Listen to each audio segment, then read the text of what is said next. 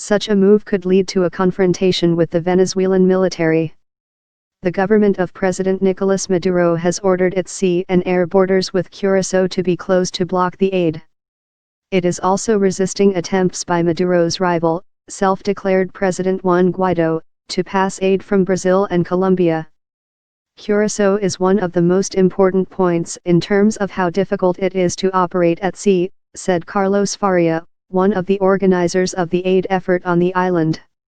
It is risky, but we are full of hope, valor, and intelligence. Maduro has branded the aid a show and a smokescreen for a U.S. invasion. Labor unions on Curacao called protests this week against the use of the island to channel aid, local media said. Curacao is home to a refinery leased by the Venezuelan state oil company PDVSA. Washington has imposed sanctions on PDVSA, which exports a large share of its oil to the United States. Hoping for a miracle, the government of the island, in line with some 50 other countries, endorses Guaido's claim to be interim president of Venezuela. But it insisted it would not allow the shipment to enter Venezuelan waters in a forced manner.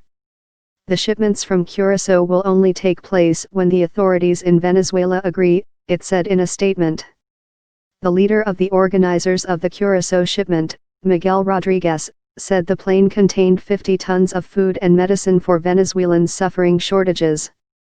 Guaido has said volunteers will start trying to bring the aid into Venezuela from Saturday. But organizers in Curacao admitted they had no idea how or exactly when their aid shipment might get underway.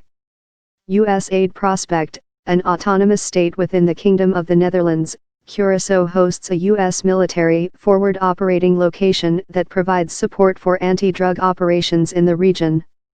Dotted with five-star beach hotels and a popular diving destination, it gives its name to a liquor made from a fruit grown on the island. Nearby Venezuela, by contrast, is stricken with hyperinflation and shortages of food and medicine. The UN Refugee Agency UNHCR, citing local authorities, estimates there are 26,000 Venezuelans on the island, their numbers swelled by those who have fled there during the recent years of economic crisis. Amnesty International and Human Rights Watch issued reports last year accusing the Curacao government of refusing the Venezuelans their right to international protection. The administrator of the U.S. Development Agency USAID, Mark Green, tweeted last week that he had visited Curacao and discussed possible cooperation with the island to channel official U.S. aid to Venezuela. The island's government stressed that the U.S. forward base will play no part in any aid operations.